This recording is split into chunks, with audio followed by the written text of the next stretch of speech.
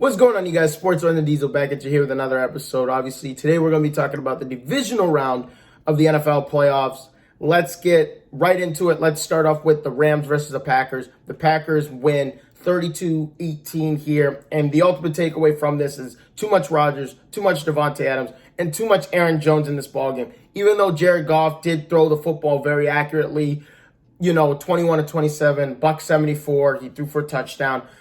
Cam Akers, the running game was there for the Rams, but ultimately the Rams defense just didn't have the answers to get to Aaron Rodgers, disrupt the timing of the passing, disrupt the timing of the wide receivers, and that's how they lose this ball game 32-18.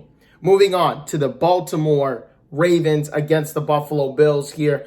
The Buffalo Bills win 17-3 in this game, and obviously we know Lamar Jackson goes out late in this ball game. But with that being said, Lamar Jackson didn't particularly have a great game. He had a good game, but he didn't have a great game. The ultimate thing that killed him, well, two things that killed him more than anything was the two missed field goals early in the ball game by Justin Tucker. For Justin Tucker, we're talking about the most accurate kicker in NFL history here. And he missed two 40-plus yard field goals in the game, early in the game, and that can deflate an offense. And now it's like when it comes out to a fourth down, do we go for it on fourth down if it's 4th and 5 or shorter, or do we kick the field goal and get guaranteed points? It's like, oh, but wait, you've missed 2 field goals already. So it was, now that gets into the mind of the coaching staff, and now it's also in the mind of the kicker. Like, can I make field goals?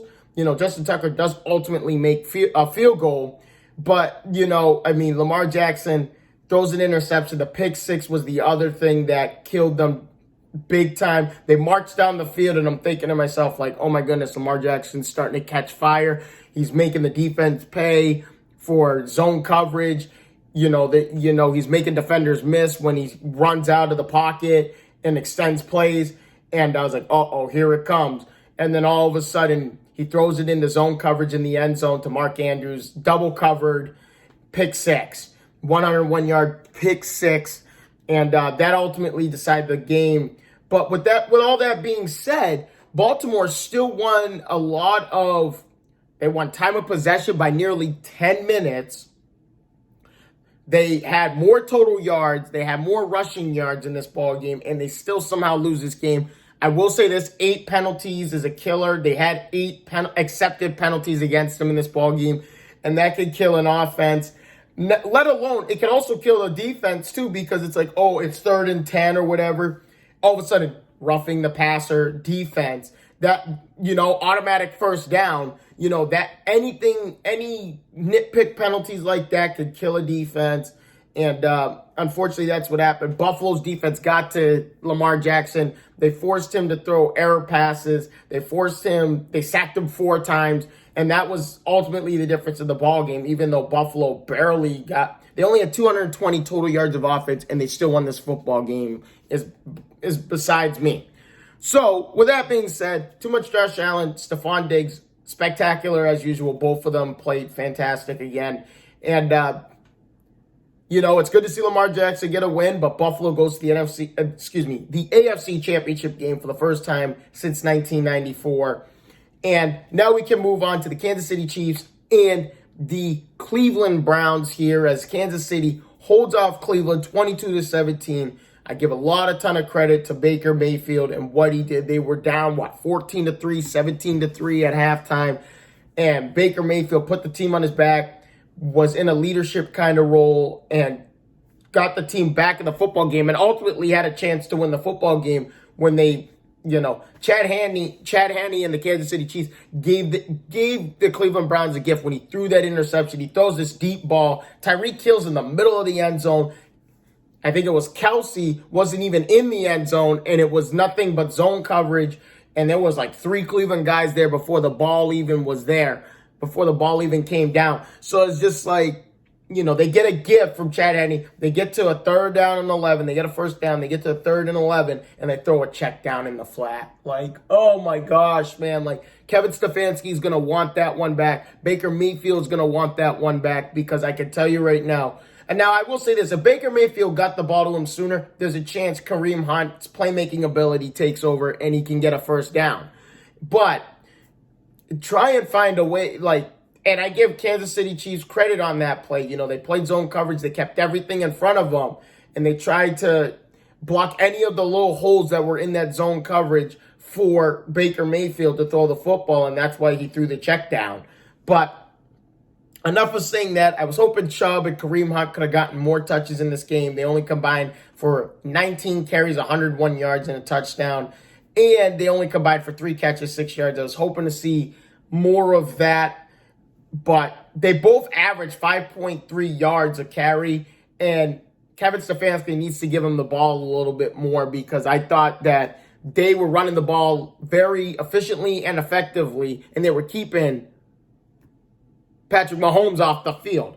And that's what you want to do. Obviously, we know about Patrick Mahomes, 21 of 30, 255, a touchdown. He also rushed for a touchdown. And then on top of that, the third quarter scare with him going down with a concussion, stumbling.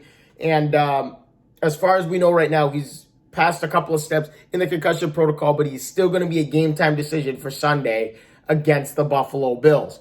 Now, I give a lot of credit to Chad Henne, Andy Reid, and the play-calling ability of Andy Reid. And, it's 4th and inches. Oh, yeah, they're just trying to draw him off sides. They're going to punt it, pin him inside the 10 or whatever, and it's a field possession kind of game. Nope, they go for a 4th down, quick out. Now, I will say this. The Cleveland Browns did not lose the football game off the quick out route by Tyreek Hill. They lost this football game off the 12.5-yard run by Chad Henne on 3rd and 13. That's where they lost this football game. They only had a 4-man rush. They were in zone coverage, and all of a sudden, Chad Henne finds an opening in the pocket, takes off, and he nearly gets the first down. Some replays show he did get the first down. They marked him short, but it sets up the easiest 4th and inches conversion, practically in NFL playoff history. And Tyreek Hill, all he had to do was take one step to the inside. The linebackers and some of the DBs go in that direction, and he cuts out, and there's the game right there. So they lost it on the 12.5-yard run by Chad Henne. Gutsy run by Chad Henne, and it pays off. Kelsey, Hill, we could talk about them, 8 catches each, over 100 yards receiving each. And, it's going to take a lot to slow down this Kansas City Chiefs offense. You got to win the time of possession. The time of possession in this game was actually pretty even from what the statistics have shown. But, kudos to Baker Mayfield. He has progressed very nicely as a quarterback. He's obviously going to be the future there in Cleveland.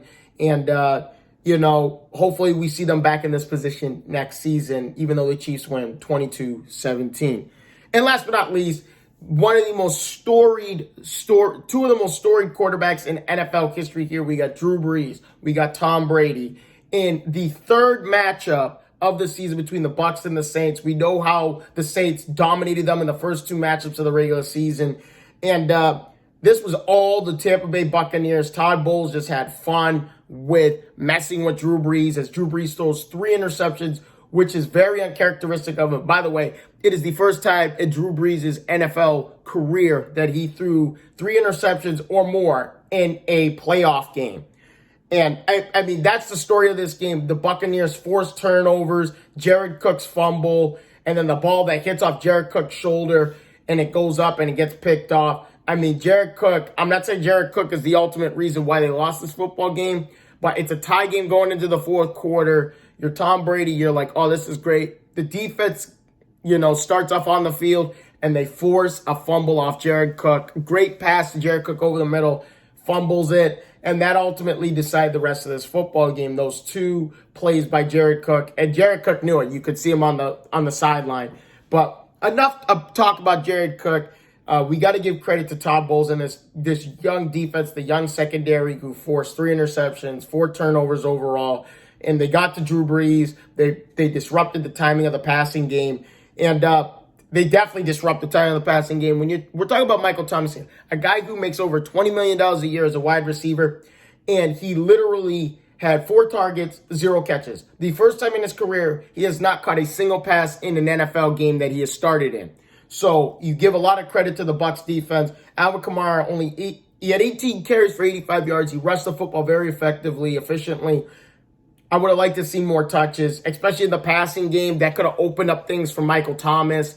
And who knows where the Saints could have been if those turnovers didn't happen. But they did happen. Bucs move on to the NFC title game. And now we go on to our championship weekend matchups here.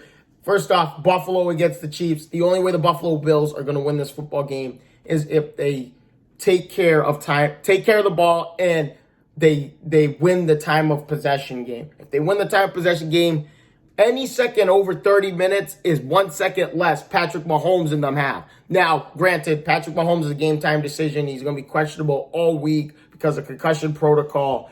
And then also, we can't forget, he also has a nagging toe injury as well. You could see him hobbling on the field against the Cleveland Browns game. I'm rooting for Buffalo, but I know in my mind, the Kansas City Chiefs, we will see them back in Super Bowl 55. And especially if Patrick Mahomes plays. Now, Chad Henne plays. Buffalo has a more substantial chance of winning the football game, but you got to force Chad Henne to make bad decisions throwing the football. You got to get to him. You got to disrupt the timing of Kill, Kelsey. Oh, wait, there's still Sammy Watkins. There's Hardman. You know, the world-class offense. And let's not forget, the Buffalo Bills defense has been great all season long. They've been great the last few years. And they got to win time possession, and they got to slow down that world-class offense with Hill, Kelsey, and company, especially if Patrick Mahomes is playing. So, moving on to the second game, Brady, Rodgers, another storied matchup between these two teams. We were hoping these two players would meet up sometime in the Super Bowl when, in the 20 years he was in New England, AFC versus Packers in the NFC. They did have a couple of regular season matchups. Now we finally get to see a playoff matchup between Rodgers and Brady. I picked the Packers to win this game only because, and that's not because I'm mad at Tom Brady. It's just Tom Brady's got so much at his disposal. I would be absolutely and 100% shocked if they don't win this football game. But Aaron Rodgers has been playing on another level. He's doing more with less. That's why I think he should be MVP this year over Patrick Mahomes. That's what gives him the slight nod. And the real question is can Aaron Jones, and I'll say Tampa Bay's defense is built, that front four is built to stop the run. You know, they have a young secondary. So can Aaron Rodgers find a way to make that young secondary pay, with Devontae Adams, Scantling, Tanya? Can they find a way to make this young secondary make mistakes and beat them on double moves, find the holes in zone coverage?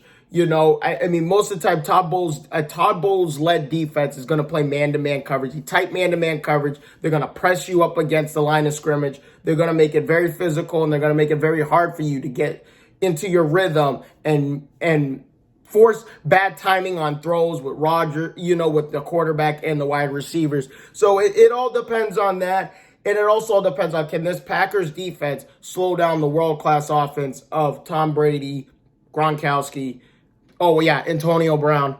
Mike Evans. Chris Godwin. Leonard Fournette. There's just too many weapons on this Tampa Bay team. I'm rooting for the Packers, but because I want to see Rodgers get another chance at winning his second ring.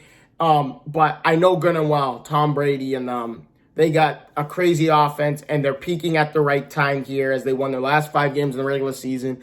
And you just seeing how much easy of a job they just handled with the Saints and then their first matchup against the Washington football team. But thanks again so much for your time, you guys.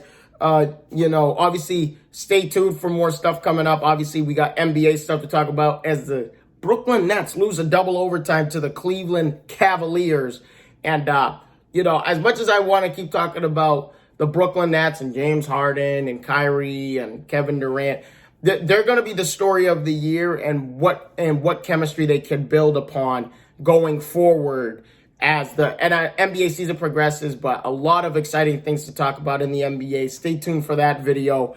Obviously, please leave a like and subscribe to the channel if you haven't already, because 90% of you guys do not leave a like or do not subscribe to the channel. Please leave a like and subscribe. Thank you guys again so much for your time. I will see you guys all in the next one. Deuces.